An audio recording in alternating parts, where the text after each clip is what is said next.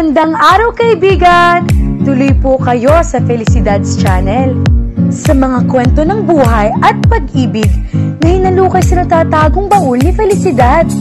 Pero bago po tayo magpatuloy, huwag niyo pong kalilimutan na i-like ang video, i-subscribe ang channel, at i-click ang notification bell para lagi kayong updated sa mga parating pa na upload.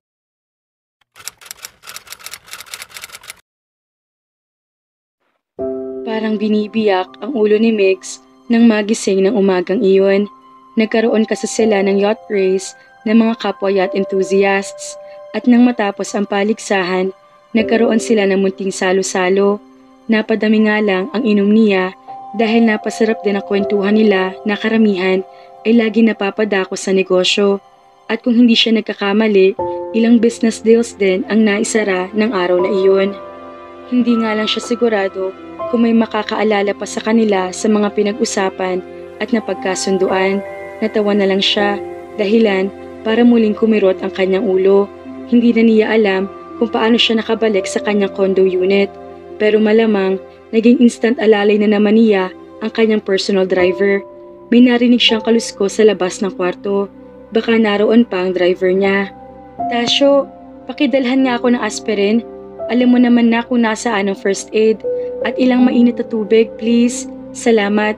Napayuko si Migs habang hinihintay na mag-subside kahit paano ang pagkirot ng kanyang sentido nang marinig ang pagbukas ng pinto.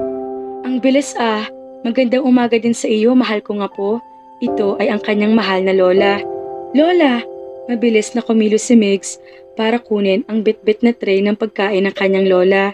Doon lang din niya na-realize na suot pa rin niya ang damit na ginamit kahapon. Salamat sa Diyos para doon. "Bakit hindi kayo nagsabi?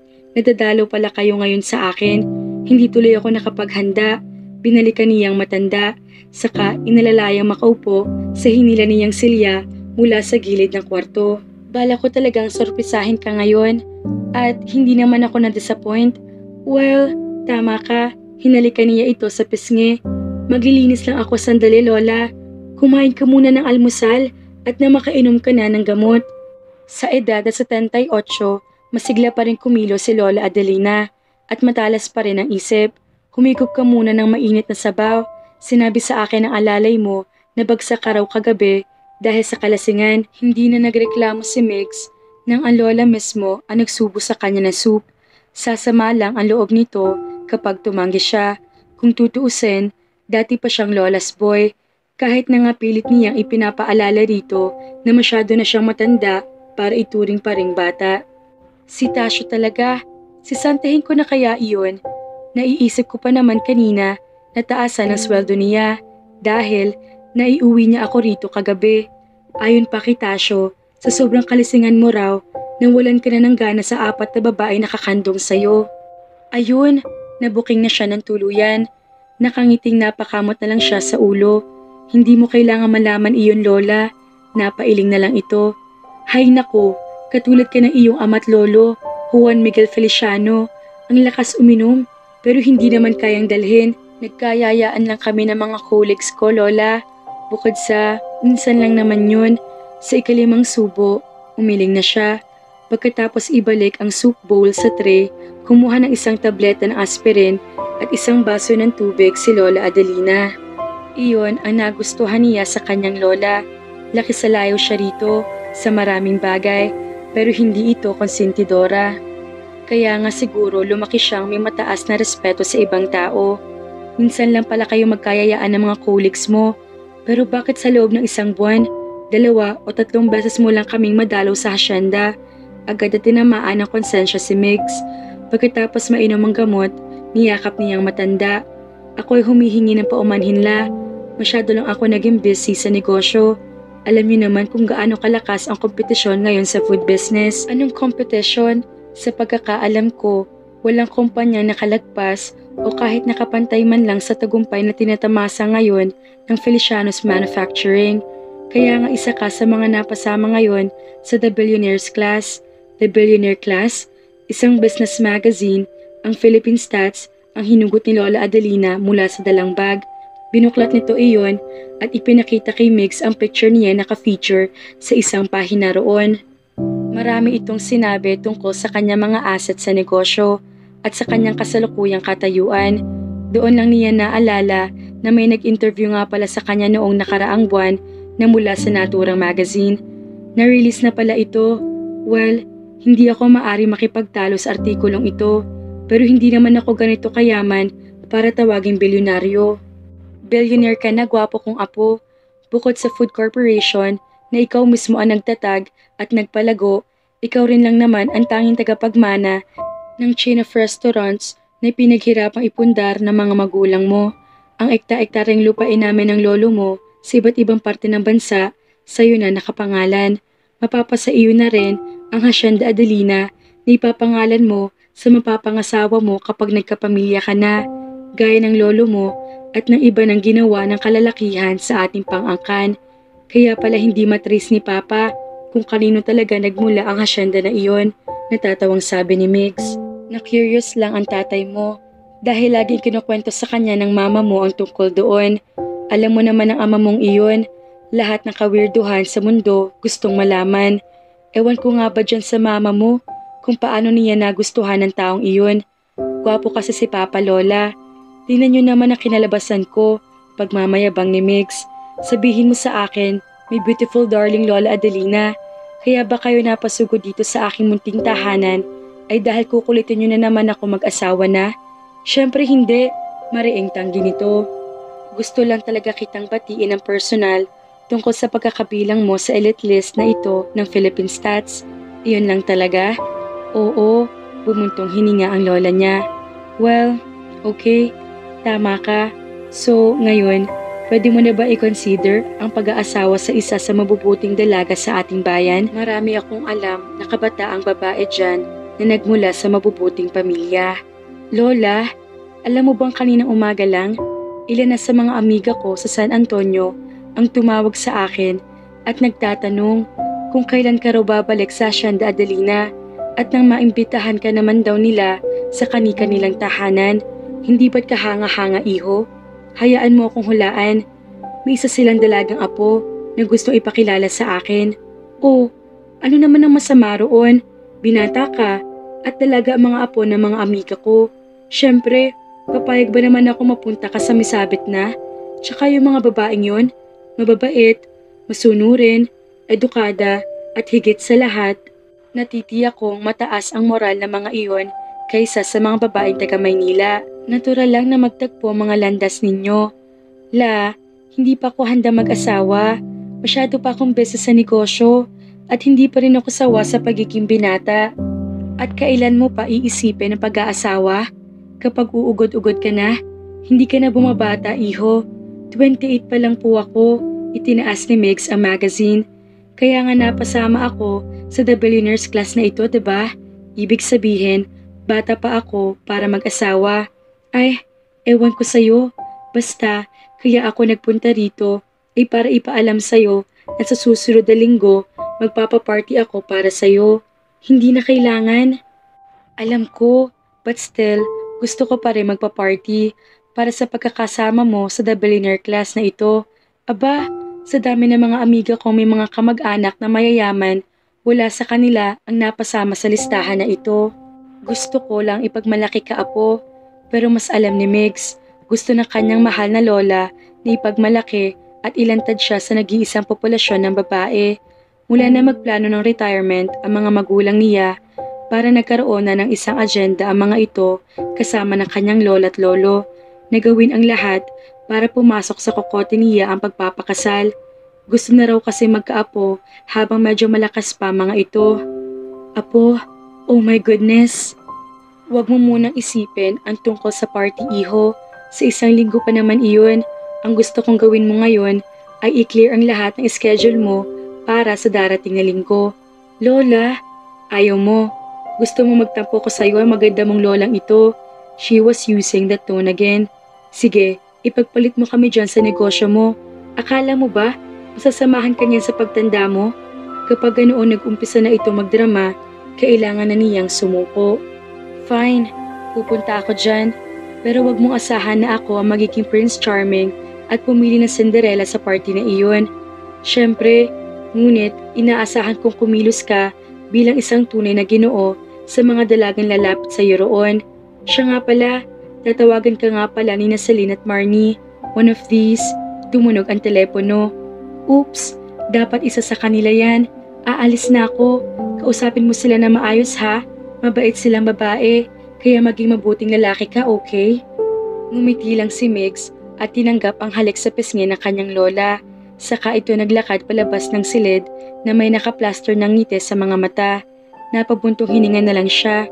Ininom lang niya ang gamot. Saka inabot ang cellphone para sagutin ang tumatawag.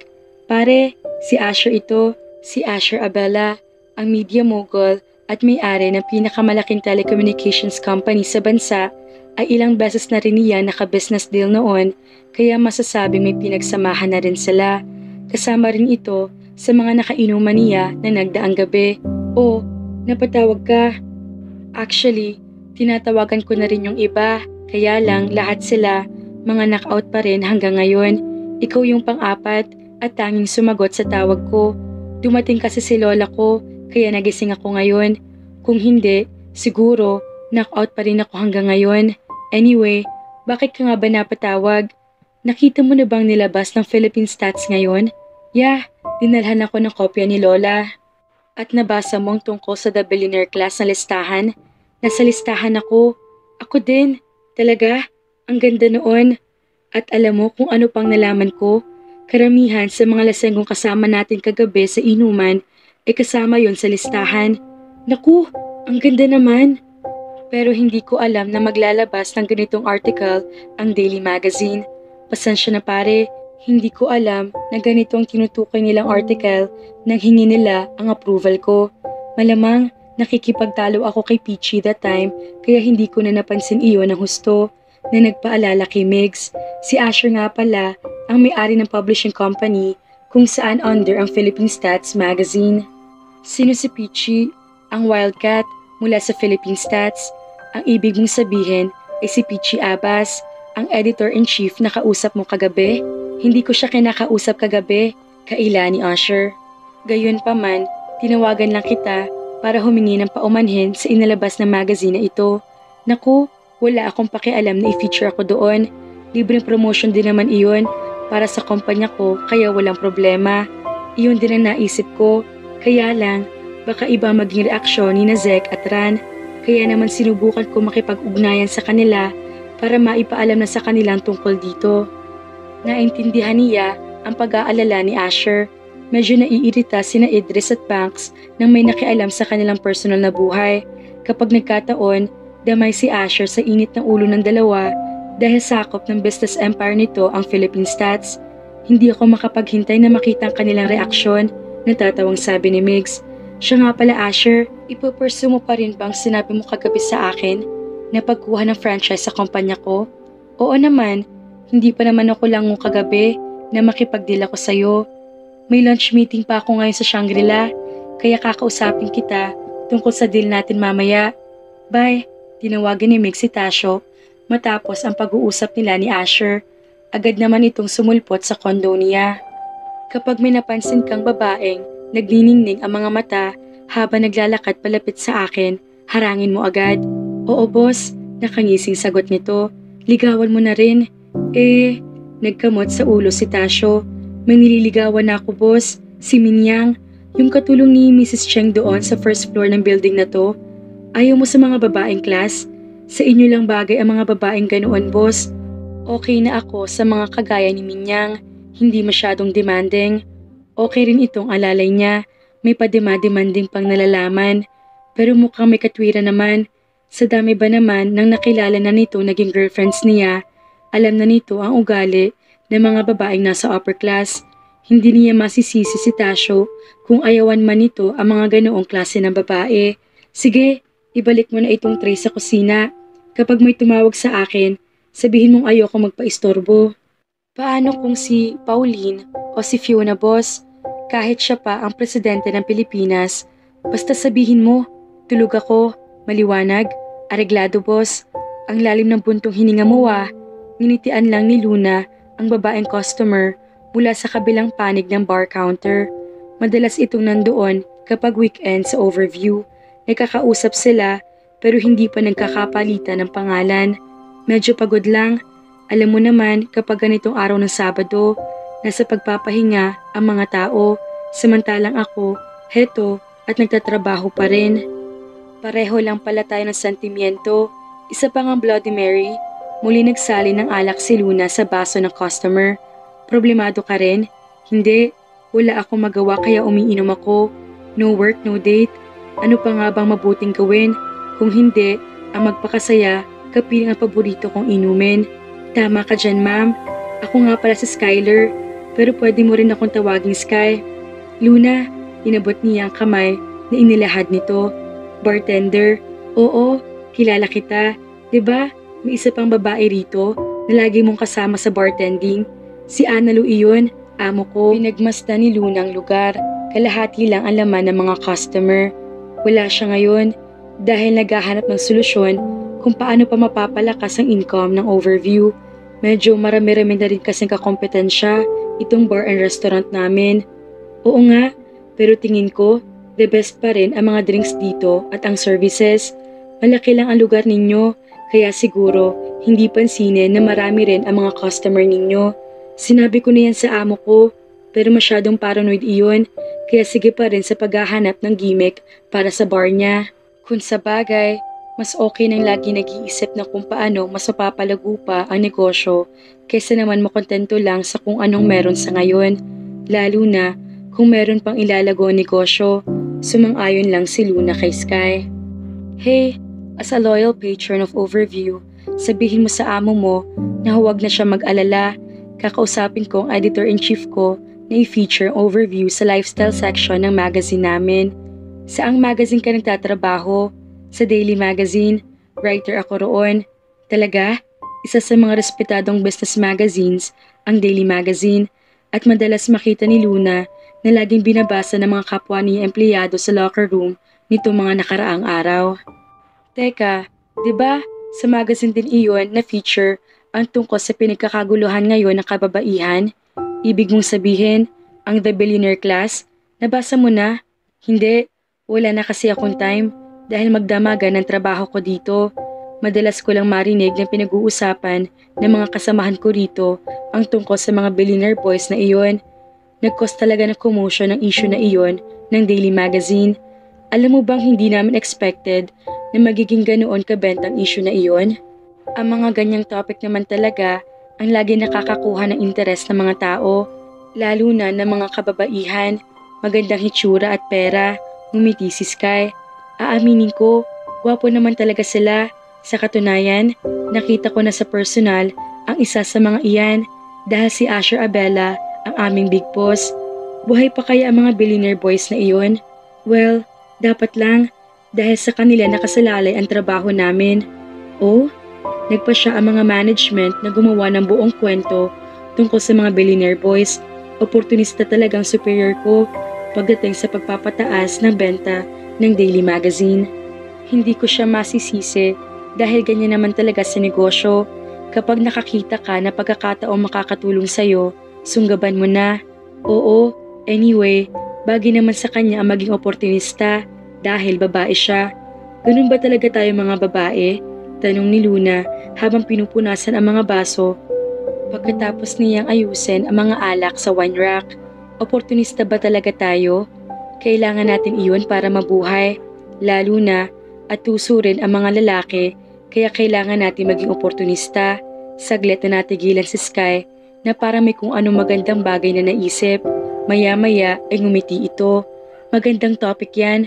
Baka magagamit ko yan bilang material para sa susunod kong assignment. Tumangutango pa ito. Ayan yun, may naisip akong pwedeng isuggest sa maldita kong editor-in-chief na ipapalit sa billionaire boys na iyon. Wala kasi talaga akong kaamor-amor pagdating sa featured stories ng mga taong katulad nila. Kukulitin mong amo mo? Sus, sanay na yun. Kung mahusay akong nilalaro ang aking mga baraha, baka sakali magbago ang isip ni Peach. Sana nga lang, wala siyang topa kapag kinausap ko siya. Inubos na ni Sky ang in-order na Bloody Mary at naglapag ng 500 peso bill sa counter. Wish me luck, dahil kapag pumayag ang boss kong tupakin, mas malaki pang tip na ibibigay ko sa'yo. Good luck, nagpaalam na si Sky at naiiling na sinundan na lang ng tingin ni Luna ang maliit na babae habang palabas ng bar. Maliit lang ito, mga 5 feet, 2 inches lang siguro, pero punong-puno ng sigla at enthusiasm. Parang gusto tuloy niya mainggit. Mukha kasi itong kontento sa buhay, kahit halatang doble-doble ang konsumisyon sa umano ay among tupakin. Isang scotch on the rocks please. Agad-agad sir. Mabilis na nagsali ng inumin si Luna para sa order ng customer. Naiinggit siya kay Sky. Mukhang marami nangyayari sa buhay niya. Sapat na para makagalaw siya sa iba't ibang direksyon. Samantalang siya, para kinatatamaran na ang buhay. Napaka-monotonous na ng bawat araw niya. Walang bago, walang something. Boring ng lahat sa kanya.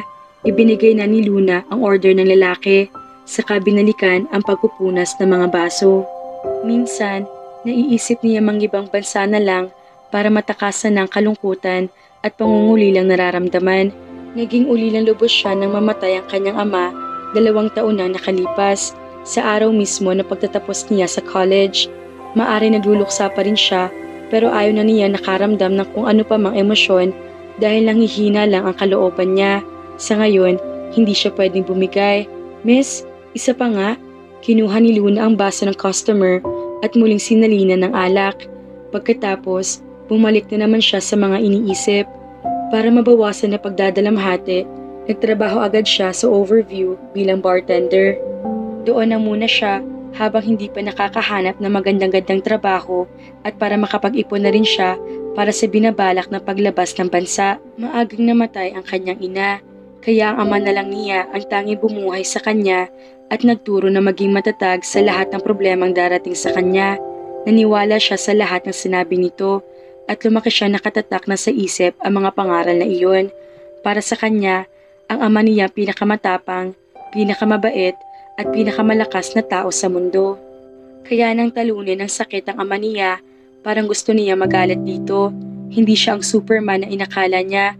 Ang ikinasasama pa ng loob niya, hindi nito sinabi ang tungkol sa karamdaman nito. Isa pa please. Doon lang nag-angat ng tingin si Luna para tingnan ang lalaki nagpapakalunod sa alak. Agad niya napansin ang itsura nito dahil nag-iisa lang naman ito na nakaupo sa harap ng bar counter. Ang ibang customers kasi nila may kanya-kanyang grupo na kinabibilangan sa mga table. Halatang malalim ang iniisip ng lalaki dahil bahagya pang nakakunot ang noo. Gwapong lalaki, sobrang gwapo. Kung dagdagan pa niya sa kanyang maitim, pinong buhok, makapal na pilik mata, maharlik ang ilong, matigas na panga, at pinkish na matigas na labi. Malapad din ang balikat niya. At ang pinakamagandang pares ng braso na nakita niya sa buhay niya. Nakapatong kasi ang mga braso nito sa counter habang parang nililipad kung saan ang atensyon. Pagkatapos na parang nararamdaman ang kanyang atensyon, lumingon ito sa kanya. May scotch please. Ay, sorry ho. Ibinigay ni Luna ang order nito. Ito na po sir. Babaliwalain na sana niya ang lalaki para balikan ang mga iniisip kanina nang tabihan ito ng 3 babae. Mix naman, bakit bigla kang umalis ng party? Oo nga, mabuti na lang at nasundan ka namin agad. Tara na honey, balik na tayo. Mas masaya doon at mas magandang ambience kaysa dito. Pinigilan ni Luna na pagtaasan ng kilay ang huli nagsalita. Dadayo na nga lang sa teritoryo nila, manlalait pa. Kapag narinig ng boss niyang si Ana Lu ang pinagsasabi ng babaeng iyon tungkol sa pinakamamahal nitong Overview, siguradong kalbo ang mga babaeng iyon paglabas ng teritoryo nila. Girls, please, pakiusap ng pobreng lalaki habang pilit na inaalis ang mga kamay at braso na kapulupot dito. May ka-meeting ako ngayon, kaya umalis agad ako ng party. Bumalik na kayo doon, pangako, pagkatapos ng meeting, sasamahan kita. Pero hindi tinabla ng hiya ang 3 bruha. Nagpumulit pa talagang samahan doon ang lalaki. Walang pakialam si Atasha kung gahasain man ng mga babae ang kawawang lalaki. Pero naiinis na siya sa matitinis na boses ng mga ito na patuloy sa panlalait sa Overview. Kaya hindi na siya nakatiis. Excuse me mga miss, maraming bakanting table doon. Mas magiging komportable kayo kung doon na lang kayo mag-uusap. Hindi ka namin kinakausap, kaya tumahimik ka na lang, okay? Inilapag ni Luna ang pinupunasang baso bago pa iyon mabasag sa mukha ng mga babae. Well, Hayaan mo kung kausapin ka. Hindi porke mayaman ang mga ito, papayag na siyang tapak-tapakan. Ito ay aming bar at ang taong iyon ay aming customer.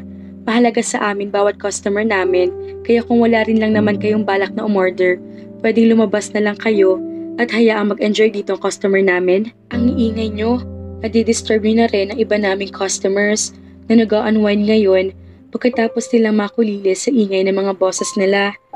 So please lang, umalis na kayo bago ko pa kayo ipadampot sa mga security guard namin.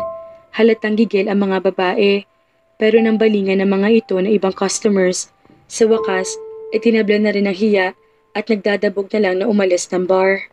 Salamat, mukha namang gumaan ang loob ng lalaki. Walang anuman, pwede ba akong magkaroon isa pang round ng scotch please? Aba-aba mga ka-felisidad, mukhang nagtagpo na ang landas ng bilyonaryong si Migs at ng isang ordinaryong babae na si Luna. Kaya naman, abangan!